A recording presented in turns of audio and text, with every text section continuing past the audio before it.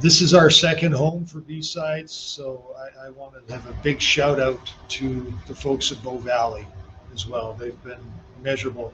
You can't see them because they've got a set of screens behind it, but there's actually actual people sitting there, just like at a telethon, watching us and making sure we're looked after. When something gets wrong, we've had people stepping up, and somebody can't make it, so I'll come in. All it is, we have people moderating channels.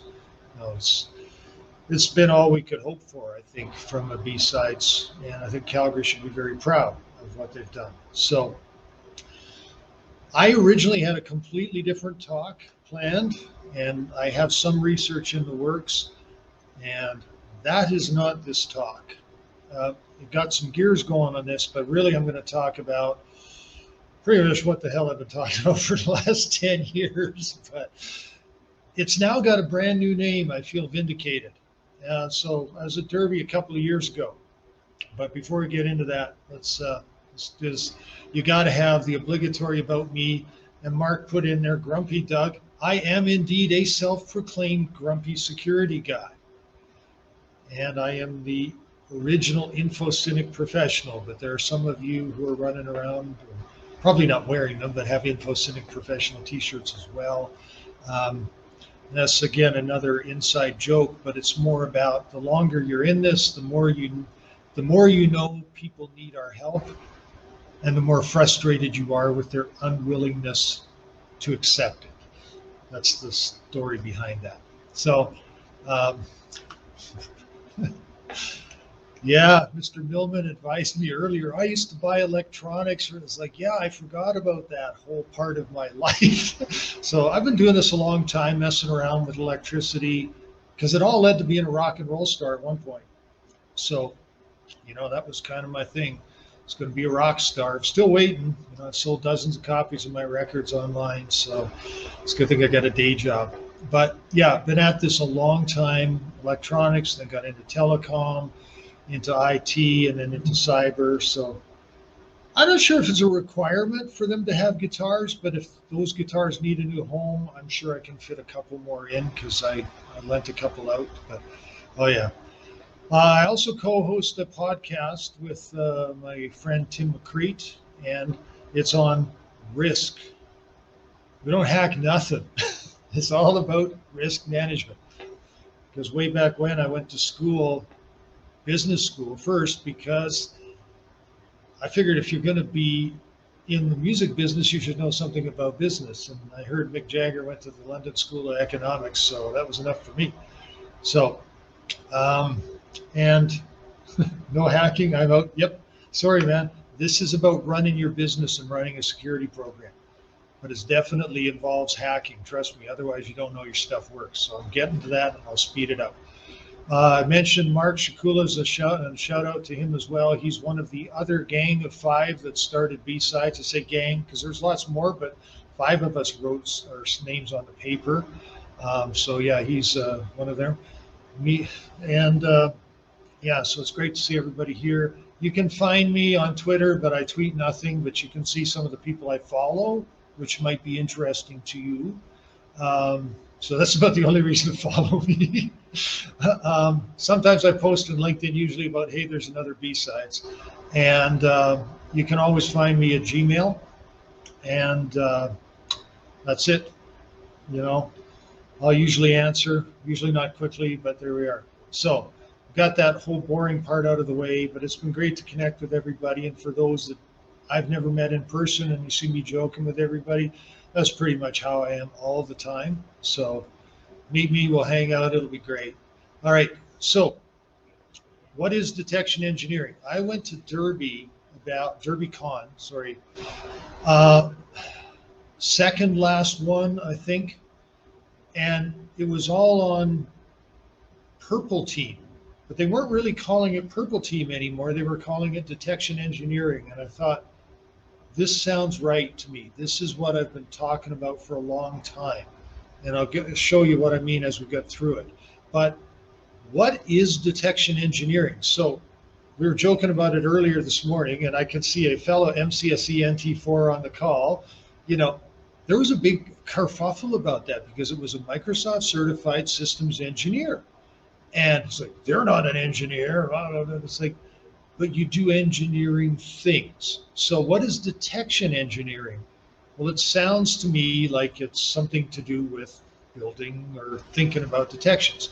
And yeah, so we're really going to cut into this deep because there's a lot in the words. I dug around and literally these were done an hour ago. So this is not off the top of my head. I've been thinking about this stuff, like I said, for a decade or more. So this is just sort of amalgamating and trying to squish it into 30 or 40 minutes for you. And hopefully keep it light because it's been, 2 long days, your brain's sore. Trust me, there's no source code analysis, no squinty print, all good. So detection engineering, identifying the threats before they can do significant damage. Now just let that sink in and let's go there. And I did not do all the work for the CTF. Mark was the guy that put most of the flags in for the first couple of years. So I miss him dearly. All right. So detection engineering, nice short, it's great elevator pitch, but, and trust me, I lived this for personally, and I was astounded at how they couldn't see the value in what I was proposing, but I'm used to disappointment. I've got 2 ex-wives and 4 children. So we have, one of them's on the calls, he's probably going, oh my God, that guy. Anyway, when you try and sell this idea, you're going to hear stuff like, well, we've got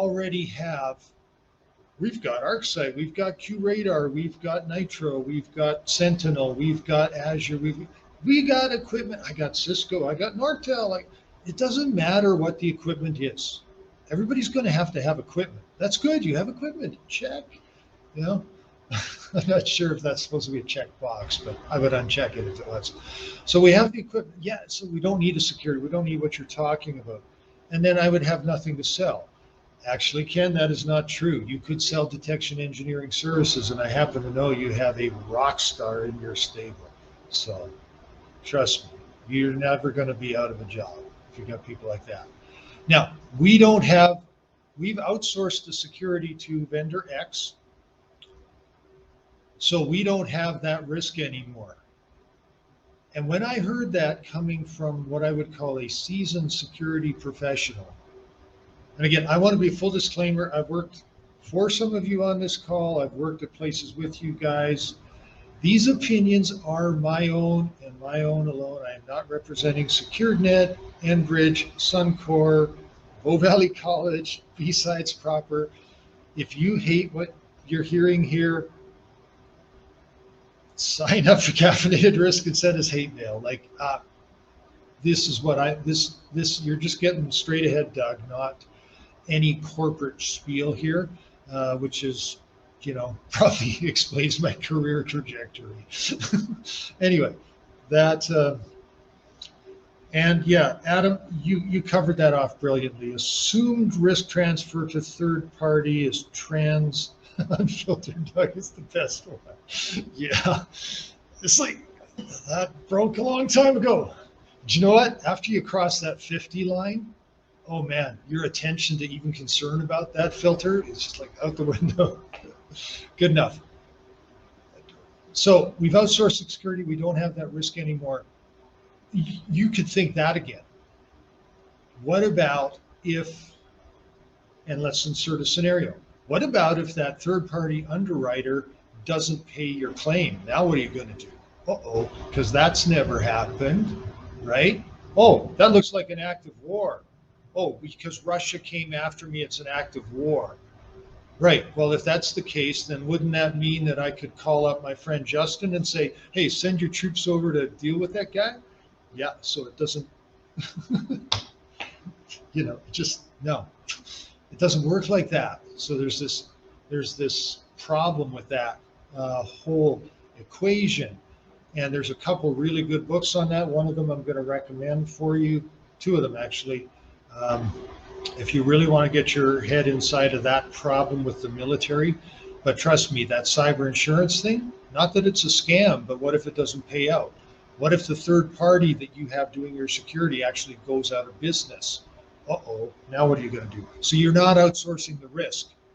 You've made it somebody else's to-do list, but you're still the holder. All right. As long as we're compliant, we're okay. Yeah. And so I'm not sure that I would. Okay, I cannot watch this. This is too good. All right, I'm holding my hand in front of you. I'll just block out the tweets. Okay, there we go. Now you have my undivided attention, and I'll read them all after. As long as we're compliant, we're okay. No. Let me put it this way. If you secure things, even if you're not compliant, you can probably have a pretty good reason why you haven't met that yet, and why you might deserve either an exception or an extension or something like that. But if you're still holding up your paper tiger, hoping that's all that's standing between you and economic ruin, I think you missed it. Okay. And we had a pen test last year and we did okay. Well, I don't know. Who did your pen test? Was it me? Well, or was it, somebody really good? Okay. And what did you tell me I could look at? Because here's the problem with a pen test. The minute that you say, go in and pen test our stuff, and no offense, Ken, but the salesman get involved and the project manager get involved and all that kind of stuff. And I've run my own business. And you can't just let guys like me go and do everything. You'll never make a frickin' dime and they'll never finish the job. So PMs and sales are important. But that means your scope is whatever you've decided your scope is. And that may be fine, but if your real problem's over here, it doesn't matter. Okay, so I guess I do have to move this so I can see my clicker thing. All right.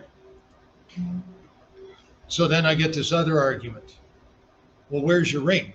So I am not saying for a second that a detection engineer is equivalent to a professional engineer at all. That's not what I'm saying here. And this is where I think Microsoft and the MCSE had a valid point when they said, you're a Microsoft certified systems engineer. You're doing systems engineering. We don't build bridges because, oh yeah, could you imagine your average IT department building a bridge or a house? Oh my goodness. I wouldn't go in it, but that's how it goes. Yeah, Red Hat certified engineer. Yeah, that makes sense, Tim. So yeah, so is that a misuse of the term? No, I looked up the term because dictionaries are great argument winners. Merriam-Webster, they seem to know a few things about dictionarying, if that's a skill. I don't know if it is or not. Activates or functions, they're doing the activities or the functions of an engineer. And that's it. So yes, if you're doing activities and functions, it's just like, I'm not really an engineer, but I play one on TV. That's okay. You're still doing the same thing. And I was talking to somebody who's pursuing getting their PEng based on something to do with that very concept, that they've been doing engineering work for 2 decades and they are very good at it. They've just never gone through the formal training. And it's depending on who supports you on that, you can actually get certified with a PEGA on that. We're not going down that rabbit hole, but I was just saying, you're doing engineering things. So when we're doing detection engineering, we're taking an engineering approach to building detections. When I'm talking about detections, I am specifically referring to the ability to identify that something is occurring, not protection, although a protection mechanism may be put in and say, I will take the data from said protection mechanism to create a detection. But it's actually, after the stuff's in, what are you going to do with it? All right. And I also want to highlight 2 more things. It's useful to people because we've all had SIMs full of data that we couldn't even, there's so much of it you couldn't index it. You press a button and it comes back an hour later. Well, that's going to help when we're already in and out the door. And we're applying that these are complex things. We're not teaching a 14-year-old kid how to make fries at McDonald's. These are complicated problems. So I don't have a ring, but I do this kind of work. So am I engineering? I think we are. I'm, happy to debate that. And I don't have a ring. I'm not saying I am an engineer. I do detection engineering work. All right. So it turns out, and I've tried to, like the cheesy meme of one simply does not, so one simply can engineer. I should make my own ring. That's right. Yeah, it'll be made out of a guitar string or something. So this seems like a pretty reputable source, engineergirl.org. Some of the best engineers I've ever met are women. So I'm taking this as good. In fact, just a shout out, and this was completely unplanned and spontaneous. The two founders of our CTF company are U of A engineering alumni. Like, how cool is that, eh? So, way to go, ladies. So yeah, engineering.org, what are engineering principles? So these are things like the ideas and the concepts that they take to a problem, because every problem is going to be unique. And Mark and I worked together a long time in a couple of different outfits, and one of them was a consulting situation, and you go work with a customer in a consulting engagement and you do what you can for them, and then somebody like Ken puts you on the next job, and I'm with a whole new group of people, a whole new group of problems. My mindset doesn't change in the fact that I'm still thinking in certain ways, but what's going to work for this company isn't going to work for this company over here.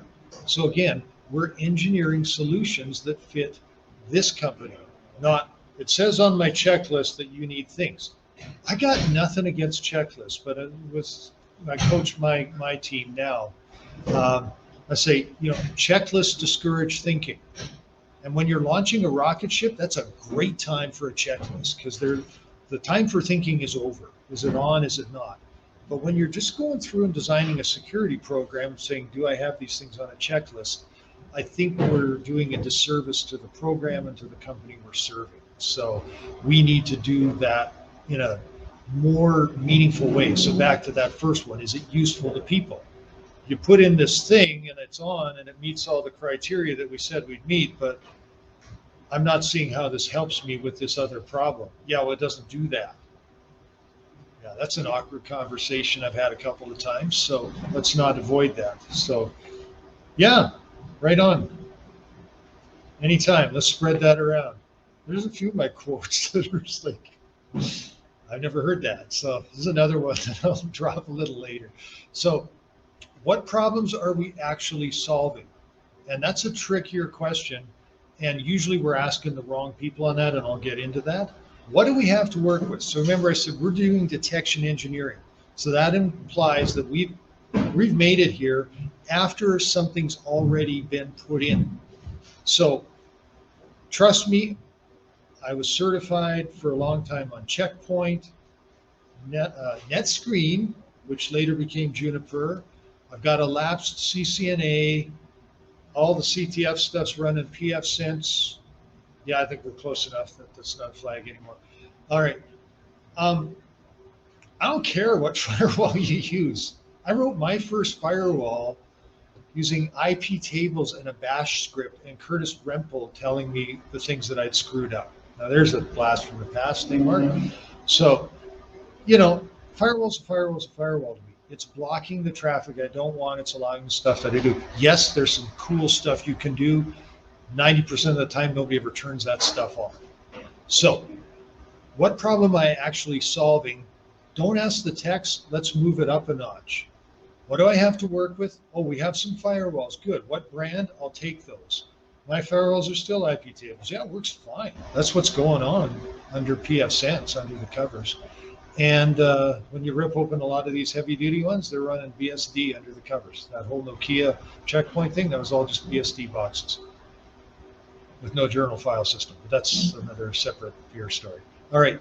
Now, the other thing, this is why venerable gray geniuses are valuable to your organization. And I'm not just saying that because I am one. The gray part, I'm not sure about genius, and it's certainly not venerable. But the gray part for sure. What went well, what went badly? Okay? because these are things that we bring. Oh my God. Yes, I can't look. Let's not get started on Krempel and his crazy vax experiments. But uh, those are great. What went well, what went badly, because we've learned. We are IT professionals in this business. You've learned, you've seen other organizations, even in your own organization. If you've been the same company all along, think back what worked, what didn't.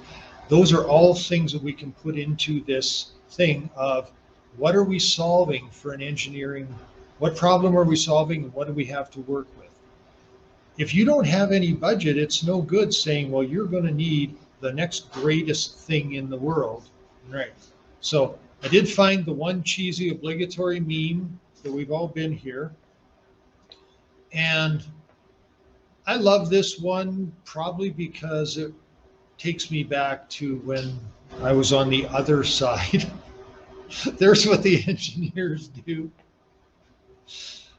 This would have been me and Shakula putting it together. Oh my God. This looks like Web CBS to me. I seriously think so. Okay. Never mind. Moving on. There we go. Yep. Yeah. And how the customer was billed. Yeah. So, but what this means is we missed this one at the end. Okay. And in our case, as the detection engineers, as the security professionals, the senior security professionals in the organization, and the juniors, don't worry. I'm talking to you too. I'm not talking down.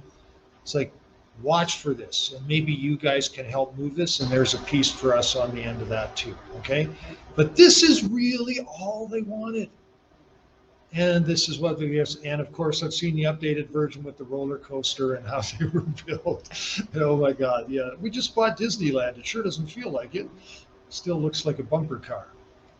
So this is my favorite because I work in process control, cybersecurity and stuff. Excuse me. It's different a little bit. And I'm going to get into that a little more here in a sec, but I'll often hear engineering, or it's something to do with physical fenestration or some other, even if it's process management and stuff, we go, yeah, that's it's got issues. Oh, but this is cyber, so it's got to be different. So I'm working now with an ex-Marine, and it's been great. I got to say that. So it's on tape now, so somebody can send Stephen the link. It's been great to have what I would almost call a peer to work with finally, where he's kind of like, I don't care. It's all security to me. And of course, being a Marine, they're totally mission. And this, I was trying to say this 10 years ago already. Our job is not to answer the phone while on camera. There we are. So I know one person that isn't watching right now then, because they just phoned me. Either that or she's phoning and saying my fly's undone, but you can't see it there, so it's all good. The security's mission is to ensure the organization's mission succeeds. Okay, that's it. We're not supposed to be all of those other things. We wind up being that through sometimes our own willingness to be nice, because we're the nice computer guys and we're here to help, and we are here to help, damn it. Like, we really are. I wouldn't be doing this long for this much frustration in my life if I wasn't thinking that it was going to make a difference somehow at some point. So here's where we are. So we get that the organization's mission is just whatever they do. That could be baking cookies. That could be pushing oil down a pipeline. That could be making electricity go down. It could be making planes come and go. It could be getting people on and off the planes and taking money for the plane fare. There's a mission. There's a reason you're doing what you're doing. And the only thing that's different with cyber is we've added a microprocessor and data, and sometimes we've got connectivity. And I say sometimes because my brother, I'm shutting you guys off again. I'll undo the paper when I got to switch slides. All right. So my brother just changed jobs, but he was working up until recently at a fish plant. And they have a fish cutter. This thing costs $3 million, and it's complicated as all heck. It's made in Iceland, of all places. I guess they know a lot about frozen fish there too. And because he's a pretty sharp fellow himself, and he's well into the computer world, even though he's got a whole different career in front of him. He was the guy. He became the computer guy for this really fancy fish cutter. And if I walk up to said fancy fish cutter with rubber ducky, was it? That's the thing. That's the one, right? The Hack 5 one with the USB. Anyway, some USB with the shell, and out it goes. And in this case, there's nowhere to go because it's air gapped. They don't need real-time stats on their fish cutter. They look at the fish coming off the end of the line. You're still out of business. It's not working. They got to fly the guys back from Iceland. But in this town, this is the only thing going on. So the minute that fish plant is not operational, everybody's temporarily laid off till the fish cutter works again. Like, it's that bad. So, cyber effects can be shown anywhere. So it's not compliance, it's not the EPS, but I'm here to tell you, it ain't easy. It's seriously not easy. If anybody tells you this is easy and I got this figured out, you should hire the next guy. Because that is not how it works at all. It is hard, okay? So what are we gonna do to change this? Because I really want us to move into, we're all familiar with the problem space, but I think it is the rubber ducky. Thanks, Kelly. We got to do some science.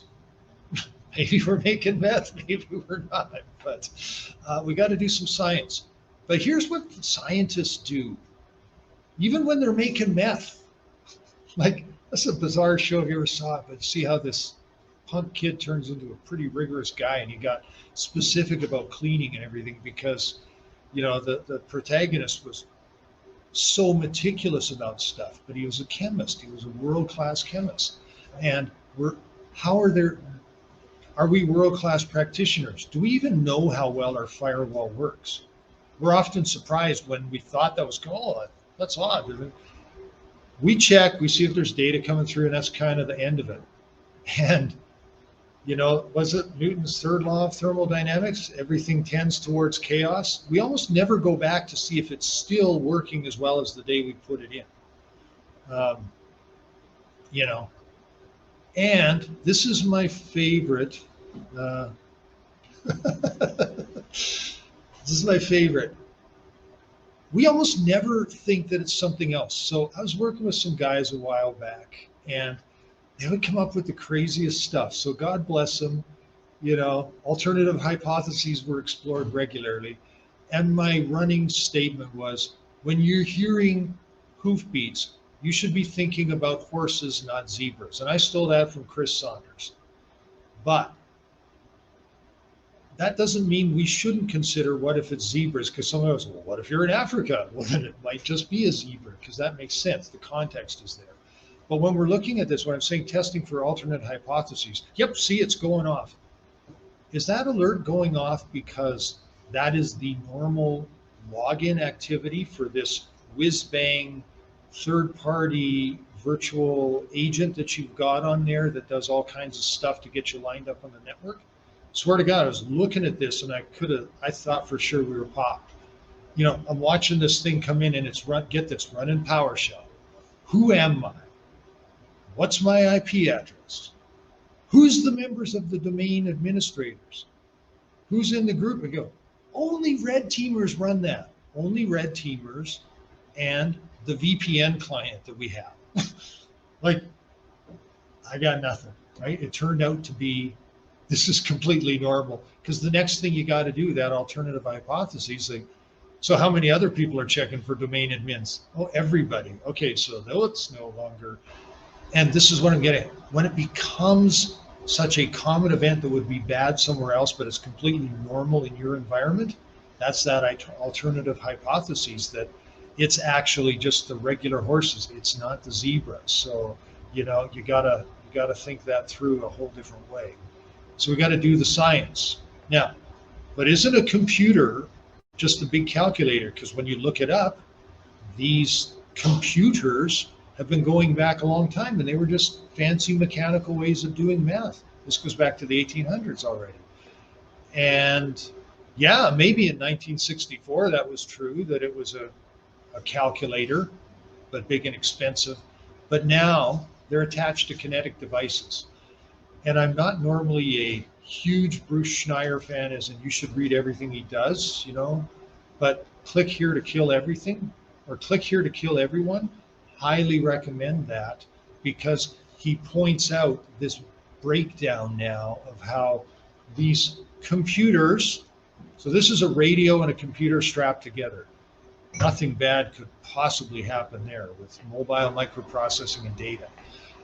That's an issue, okay? And we've got obviously in my world, we're attaching these to heavy industrial things.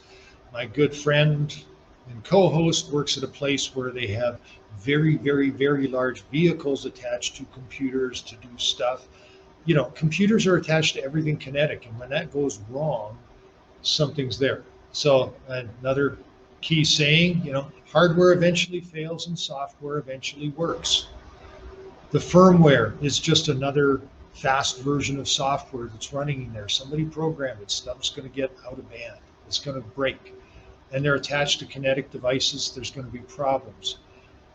Most of our businesses now wouldn't run without computers. And some of us might remember when you used to take data off a piece of paper and write it down, and you put it in a folder and you put it in an envelope, you mail it to somebody, you write out checks and you'd send them, and the money would come out of the bank, and the banks closed at 3 p.m, except on Fridays. Like, our business world, our life has changed, and everything's down to a web page and clicking a couple of buttons, and that's the whole business. So it's going to be very difficult for us to tell, as a human looking at a canvas all day, is there something funny about this transaction, or is this legit? When somebody shows up, it's different. When it's in the physical world, we have a lot more senses to work with. We're really away.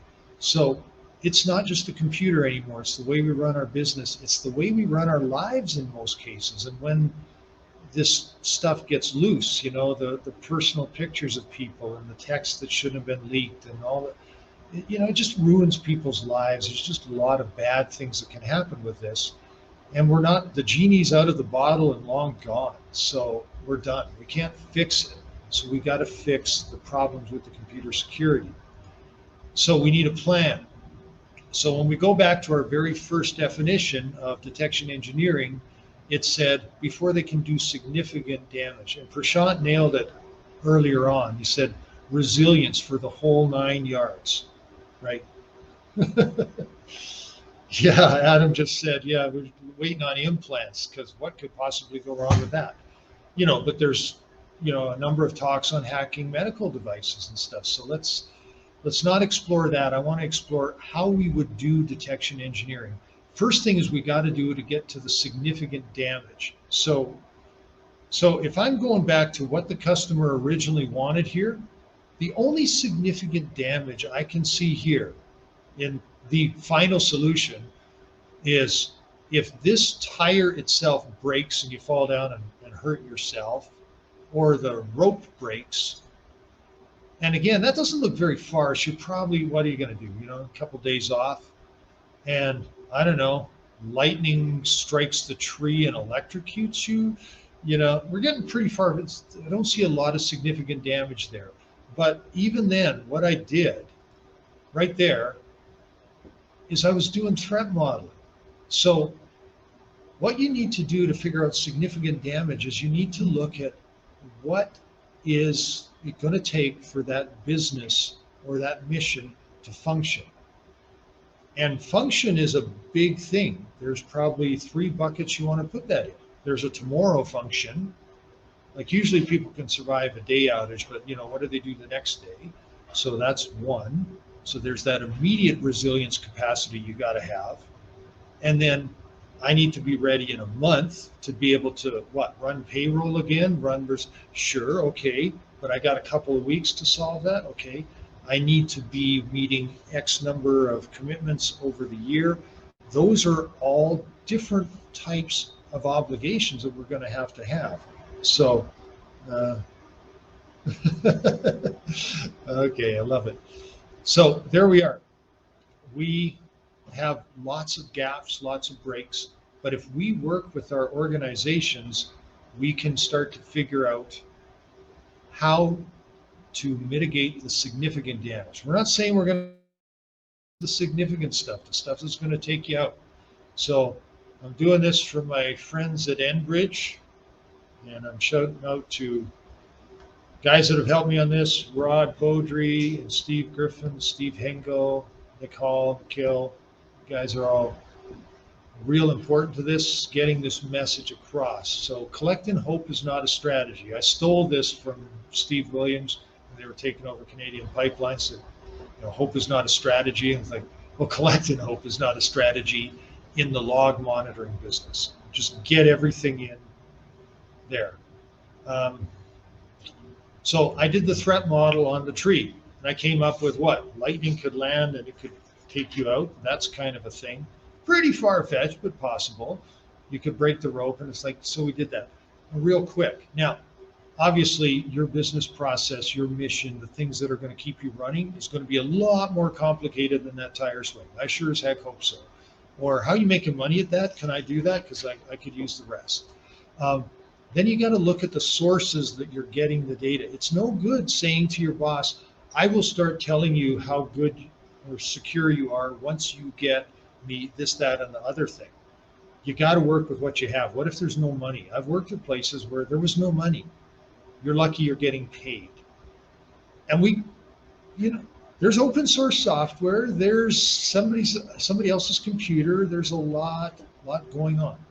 And once you start getting the risk, the threat model figured out, and you figure out your sources, now you're going to build out some prototypes. You're going to test them. And I'm suggesting you even use CTFs. I'm not kidding.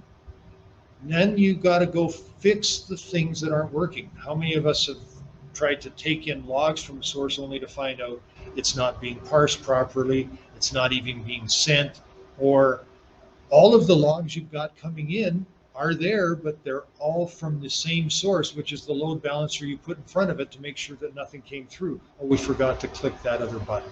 So, there's a lot of things that you're going to go through. So it's not how it's going to work. So you've got this piece here. So I see a lot of talk about risk, and now I just tune in. You'll hear us talk about it all the time, and I'm not pushing the show. I'm saying this will get you started on thinking about this. Risk is not what you think it is for most of us. And here we're talking about resilience rather than perfection. Can we survive the next day? And we got to remember that every dollar that we're taking out of the organization for the next whiz-bang security thing is money that's not going on something else that may need it as well. So how do I make this happen? I got to start a cultural change somehow. My favorite is Tim McCread's risk acceptance memos. The minute you get somebody to sign to say, I already know that, there's a thing. So I want to go back. So this was the one piece I missed. And this is the risk. When you're doing your detections and they come through and they find stuff, there's going to be things that it doesn't catch. You have to make a decision at some point about whether that's good enough, but it's not the detection engineer's decision. It is the owner of the risk. The person who's actually responsible for that part of the mission being completed, that's the person that has to say, yeah, I am okay living with that because I'm not spending 200 grand to fix it. I can solve it for $10,000 this way. Good enough. They did their acceptance. So the final thing, and they're giving me the hook, but I'll go over and they probably won't cut me off. Anyway, but it's going to be short, I promise. This is where we come in as B-sides, as the community, all right? We need to get our workforce ready to deal with what's coming at us. And I am not shaming anybody. There were people hacking away at this thing. What? 2 o'clock in the morning, I heard. I finally packed it in about 11:30. It's like, yeah, they're still there, and I could tell from the logs people doing stuff. But look at all this red compared to the green. Those are the solves they missed versus the ones they got. So if they are nation state Russian hackers that get it right on the very first try, they're masquerading themselves very well here. They're hidden amongst this. But you'll notice what we've done. We've broken it down, and I'm not spying on anybody, and it's all anonymous. Don't get worried about this. What kind of steps along the attack cycle? And so there were all these different flags that were built in, where you are in the attack cycle. And we can start to see sort of how it is. And you'll notice that recon is one of those things, purple, where you got to spend a lot of time. And you do, for sure. They tend to spend a lot of time lining up the shot when they're taking it. So we got to get them ready. Now, how do we get people ready? Please, not another phishing training, please. I've seen them, they're no good. So, but I don't have any money. So we don't have money for a full-blown cyber army to compete. But what if we had a militia instead? What if we had our whole organization trained to work like a militia? Okay? If there is a fight, they know what to do, and they got a gun behind the door, and out they go. So they murdered a guy in AJ's tabletop. I gotta ask later. Okay, so you think militia. The first way you get through this is you encourage awareness through empowerment. And I worked for a fellow, and he put together this brilliant campaign called Trust Your Gut. And I was so impressed by that because it was saying to people, you're smart, you're mature, you know when something's not right, so trust it instead of panicking, going, oh, it's computers, I don't know. Try to bring them up. So we ran Hacking 101 3 times, courtesy of Bow Valley. They did a wonderful job. Again, shout out to Zinji and James to set that up and fund it. It's not that expensive, but it took us a little while to get her done. And, we had 20 desktops, and people are hacking away, and they're running Nmap, and they're learning stuff for the first time. We had people that had never done these things, and they're there. And it comes back to some old saying, I'm not sure where I learned it, but if they knew better, they'd do better. If we teach people how these systems work, even at the most basic level, this is how they find you on, oh, well, maybe I should not put that on social media then. Let me just take a look, There we are. Okay. We're raising that awareness, but now it's a tangible thing because they actually did this. I'm thinking of a hack in 201 where we teach people how to spoof email. Yeah, I think that'd be kind of cool. Somebody mentioned the tabletops yesterday. When I first heard about this over lunch, I said, I think that's brilliant because I've sat through enough tabletops that I never want to do another one, but I love the way you're going. And like I said, this sense of humor has been keeping me entertained for 30 years plus, so I'm all good. But something that engages the people, and I just saw in the chat, I don't know the details, but somebody got murdered yesterday in a cyber event in a tabletop. That's going to keep your interest. It's like Breaking Bad for real. So yeah, I have no idea. This is not an endorsement implied or nothing. Check it out though. It sounds really cool. I've heard nothing but positive things about this gamification of the security process. And finally, the cyber range of, what we've done here. We've built this to guard what we are trying to protect. So yeah, we picked on, critical infrastructure, oil and gas, that sort of thing. So believe it or not, nobody got there again this year, so we'll probably retire it. But there's an actual Modbus stream controlling the blinking lights over there. And so we want to watch those sorts of things. What is the cyber range make sense for you? What we're doing here doesn't make any sense for banking, so you probably need a different kind of range. But where you can extend that further is if you're building out a system that's for your environment, you should build out another one and turn it loose, throw a couple Kali boxes in the network there, try some stuff. see what can be broken in, see how it responds. So Prashant made a quote about the fainting goats and PLCs a little earlier. I don't know, what happens when you run Nmap on 11 against that thing? Does it actually fall over? Well, did you even test it? No, we just think we're scared. It's like, well, test it. Maybe it doesn't matter. No, it's tough as nails. Oh, yeah, we found out, believe it or not, ISA has a whole program now where testing the crap out of the front end of these things is exactly what you do before you get it stamped. So there you are. So I went a little over time, not too bad by my standards, but I was a month late for my first birthday, so that's okay. But I will answer one question because he and I go way back. Do you find that there is still a gap where a detection engineer is great at the core, but there is a disconnect at the higher stack with the application owner? 100%. So back to the ball or the tree swing. Yeah, they don't even know what they're building. They're really good at the nuts and bolts, but they don't understand. I would rather go the other way. Personally, I'd rather take some people, if they want to get into cyber, like, what are you doing? Oh, I run the databases. Oh, I used to be an accountant and all that. Let's grab some of that. It's not going to work for everybody, but those that say, yeah, I want to do this, pull them in. So they're maybe one step above militia. And I heard that Cisco ran something like this for a while, and it was successful for them. That they would take people from different departments and they would swap security people out for those.